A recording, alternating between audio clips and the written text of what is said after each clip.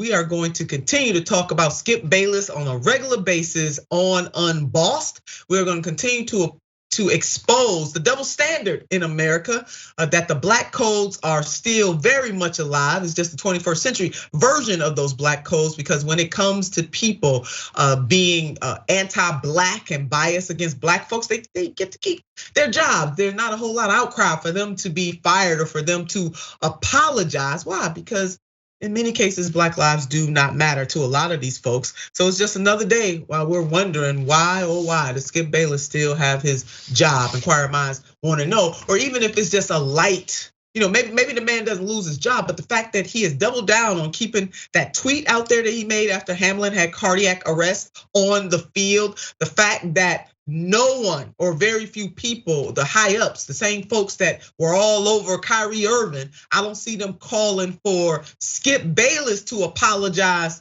to Hamlin, his family, and the black people as a whole. Don't see none of that. But here we are. Rolling Stones wrote an article. There was an article in the Rolling Stones about Skip Bayless. Skip Bayless has come under fire for his tone-deaf tweets about severely injured Bills player Damar Hamlin. But there's a whole lot more where that came from. And we'll put up this headline. We had to blank out one of the words, but I'm sure that you can probably guess what it begins with an S. Skip Bayless has always been a piece of excrement. The FS1 host has come under fire for his tone-deaf tweets about severely injured Bills player Damar Hamlin, but there's a whole lot more where that came from. Yeah, he's come under fire lightly, but he's still rolling strong with his multi-million-dollar job with very few consequences. So Corbin Smith writes in the Rolling Stone, when Buffalo Bills safety Damar Hamlin nearly died during a Monday Night Football game against the Cincinnati Bengals, collapsing following a hit and resuscitated after 9 minutes of horrifying on-field CPR. It turned out that the man still had one more rhetorical atrocity in the chamber, one more stupid thing that could manage to get him back in the rotten halls of our consciousness. And basically, Corbin, I encourage people to go read the article, is laying out in his article in the Rolling Stones that this Skip Bayless that came to light in a more profound way to the world, actually, because of what he had to say about Hamlin's collapse, has always been that dude, that really this is nothing new for him. He is that dude. So let's put up a reminder, the tweet of what Bayless posted the day Hamlin went into cardiac arrest. This was the heartless, mindless tweet of this man. No doubt the NFL is considering postponing the rest of this game. But how? This late in the season, a game of this magnitude is crucial to the regular season outcome, which suddenly seems so irrelevant. Really, dude? Really? But this, he did. Had no fear of contradiction when he did that. Jessica? I hope Skip Bayless remains Bayless. I think it's a fitting last name for the type of guy he clearly is. And I don't know a lot about football. I don't watch a lot of football. But it seems to me that he's kind of like the Piers Morgan of sports in America.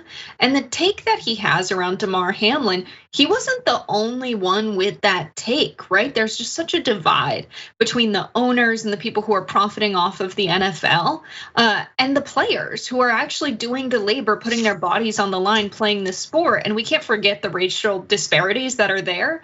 They're the people who are the owners who are profiting off of it, but also a huge audience of people who watch the sport, who don't feel connected to the players. They might as well be expendable. It's a form of entertainment for them. And they don't really see them as human beings, and that's clearly a problem. And it showed when they wanted them to keep playing and take the field again when Damar Hamlin had collapsed. Yeah, and it took over an hour to make the decision. It just really very heartless on their part. And Skip's own Fox Sports colleague, Michael Strahan, had this to say on Sunday, seemingly calling out Skip for his nonsense. I've struggled with this in a lot of ways because it's not so much just about, being an athlete and experiencing being on the field and being that close to guys, and then you see something happen to a young man like that. It's just, you don't have to be a football player to understand how big this was. And you spoke about humanity, and but there were things done here by someone here at this network that were inhumane. And we sit here and we talk about how good, and I'm sorry to take it this way, but this route, but I just felt like sensible people and sensible human beings have a heart. There it is. And Michael, you don't have to apologize for saying that. You said it, and so glad that you use your platform on that particular network to say that. Have a heart. Skip Bayless has no heart. It was heartless what he said. And he's doubling down. He doubled down on it. He's not apologizing, said he won't apologize and he won't take it down. And guess what? The higher ups of that network are not demanding that he takes it down. So as Corbin Smith continues to remind us, being outrageously callous and wrong is not new for Skip. Let's take a look at some of his past and current headlines. This headline right here: Skip Bayless, quote, little light-skinned Stephen, end quote. Comments on Stephen Curry's have drawn a lot of fire. So yeah, he is just repeating his pattern. Now here are the full comments that Bayless made. I don't care what Twitter says. I don't care what anyone says. I just know what I did and did not see from little light-skinned Stephen.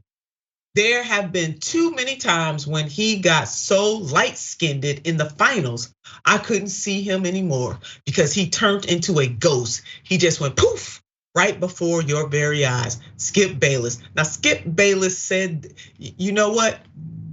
No apology. Very few people probably even know that the man said it, but he said it and he doubled down on it, he quadrupled down on it. You know why? Without fear of contradiction, because Curry is black. And so the same outrage that other groups get when they're offended, not the same outrage and calls for people's jobs and calls for them to be trotted out in public to apologize. Oh no, when the black community is transgressed in that way, we're just supposed to suck it up and drive on, and that person keeps their jobs.